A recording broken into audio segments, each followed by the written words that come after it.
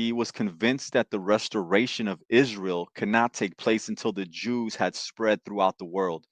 In September 1644, Antonio de Montesinos, a Spaniard returning to Europe after having made his fortune in Latin America for almost 10 years, arrived in Amsterdam.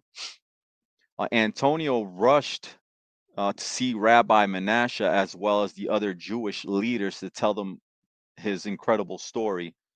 2 years earlier, while exploring the equatorial region with a group of explorers, he had taken a trip by donkey to a remote province in Peru, along with several natives who accompanied him. As a group traveled through the mountains, an unexpected wind forced them to stop and seek shelter in a cave. There, the natives began to murmur amongst themselves that the storm was a punishment from God uh, for the way the Spaniards treated the sacred people. Finally, the wind stopped and the travelers resumed their journey.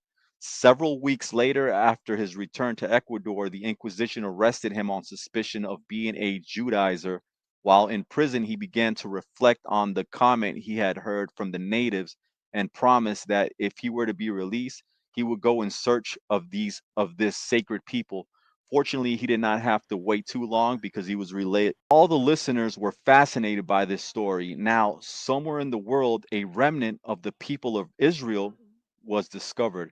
At first, Rabbi Menashe Ben Israel doubted his story, but then he eventually acknowledged that the Indians of Montesino could really belong to a remnant of the people of Israel.